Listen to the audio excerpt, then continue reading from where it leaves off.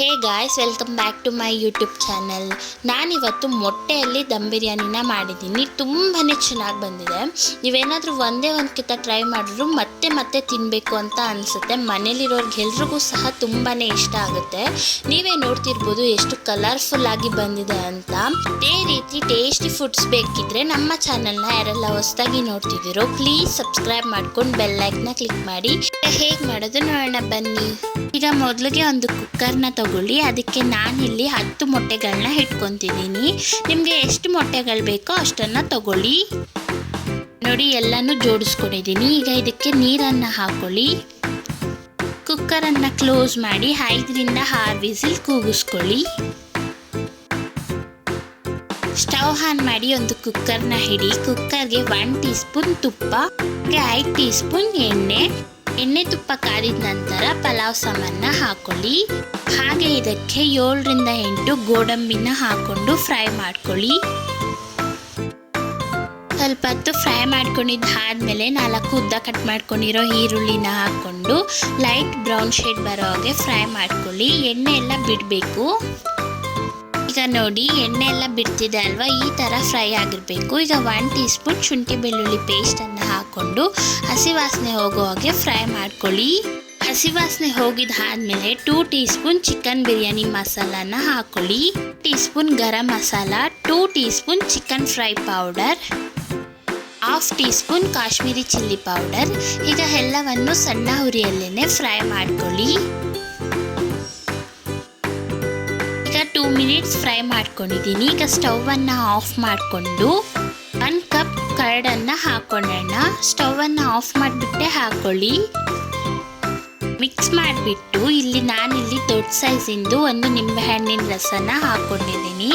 ಈಗ ಮಿಕ್ಸ್ ಮಾಡಿಕೊಂಡು ರುಚಿನ ನೋಡಿ. ಈಗ ಇದಕ್ಕೆ ರುಚಿಗೆ ತಕ್ಕಷ್ಟು ಉಪ್ಪನ್ನು ಹಾಕೊಳ್ಳಿ.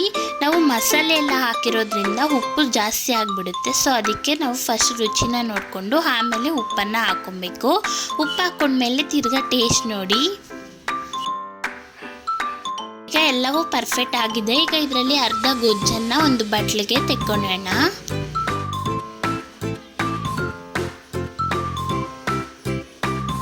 ಈಗ ಇದಕ್ಕೆ ಮೊಟ್ಟೆಗಳನ್ನ ಹಾಕ್ಕೊಳ್ಳಿ. ನಾನಿಲ್ಲಿ 10 ಮೊಟ್ಟೆಗಳನ್ನ ಬೇಯಿಸ್ಕೊಂಡಿದ್ದೀನಲ್ಲ, ಅದರಲ್ಲಿ ಅರ್ಧ ಅಂದರೆ 5 ಮೊಟ್ಟೆಗಳನ್ನ ಇವಾಗ ಹಾಕ್ಕೊತೀನಿ. ಈಗ ಇದನ್ನು ಚೆನ್ನಾಗಿ ಮಿಕ್ಸ್ ಮಾಡ್ಕೊಳ್ಳಿ.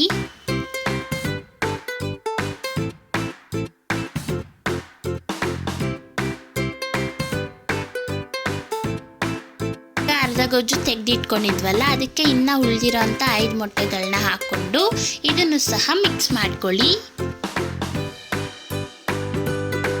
ಒಂದು ಪಾತ್ರೆಗೆ ನಾನಿಲ್ಲಿ ಬಾಸುಮತಿ ರೈಸನ್ನು ಹಾಕೊತಿದ್ದೀನಿ. ಈ ಒಂದು ಗ್ಲಾಸಲ್ಲಿ 1 ಗ್ಲಾಸ್ ತಗೊಂಡಿದ್ದೀನಿ.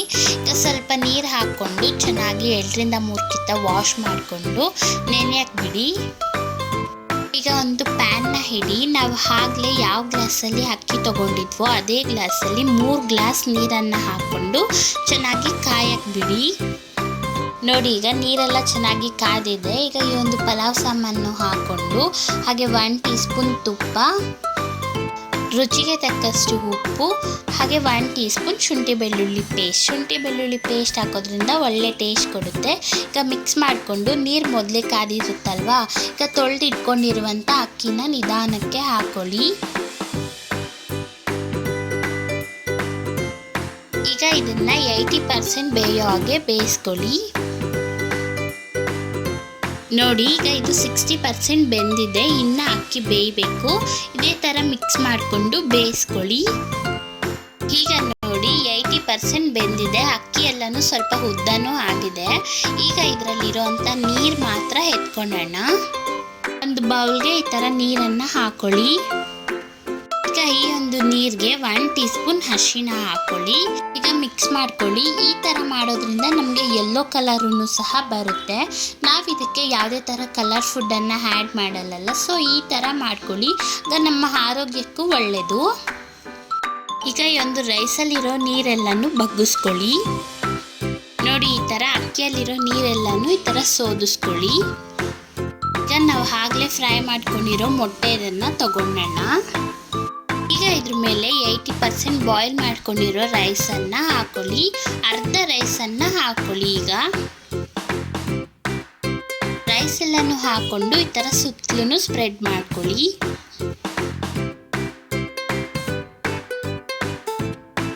ಸ್ಪ್ರೆಡ್ ಮಾಡ್ಕೊಂಡಿದ್ದಾದ್ಮೇಲೆ ಇನ್ನು ಉಳಿದಿರೋಂಥ ಮೊಟ್ಟೆ ಗೊಜ್ಜನ್ನು ಹಾಕೊಳ್ಳಿ.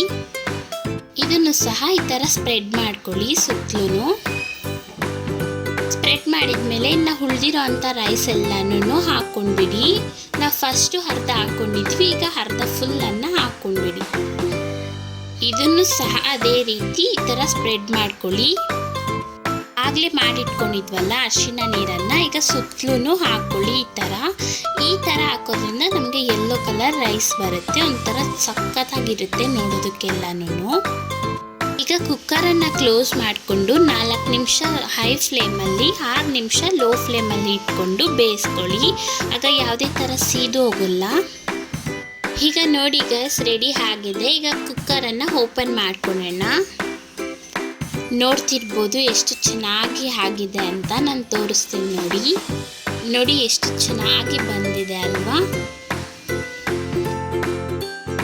ನೋಡಿದ್ರಲ್ಲ ಗೈಸ್, ಇದಾಗಿತ್ತು ಇವತ್ತಿನ ರೆಸಿಪಿ. ಒಂದು ರೆಸಿಪಿ ಇಷ್ಟ ಆಗಿದ್ರೆ ಪ್ಲೀಸ್ ಲೈಕ್ ಮಾಡಿ, ಹಾಗೆ ನಮ್ಮ ಚಾನಲ್ನ ಸಬ್ಸ್ಕ್ರೈಬ್ ಮಾಡ್ಕೊಳ್ಳಿ. ನೋಡಿ ಎಷ್ಟು ಚೆನ್ನಾಗಿ ಬಂದಿದೆ ಅಂತ, ಕಲರ್ಫುಲ್ ಆಗಿ ಬಂದಿದೆ. ನಾವಿದಕ್ಕೆ ಯಾವುದೇ ರೀತಿ ಕಲರ್ ಫುಡ್ಡನ್ನು ಆ್ಯಡ್ ಮಾಡಿಲ್ಲ. ಇದೇ ರೀತಿ ಟೇಸ್ಟಿ ಫುಡ್ ಬೇಕಿದ್ರೆ ನಮ್ಮ ಚಾನಲ್ನ ಸಬ್ಸ್ಕ್ರೈಬ್ ಮಾಡ್ಕೊಳ್ಳಿ. ಡೈಲಿ ನಾನು ಒಂದೊಂದು ಟೇಸ್ಟಿ ಫುಡ್ಡನ್ನು ಹಾಕ್ತೀನಿ. ನೀವು ನೋಡಿ ಮಾಡ್ಕೊಂಡು ತಿನ್ನಿ, ತುಂಬಾ ಖುಷಿಯಾಗಿರಿ. Thank you for watching guys. Bye.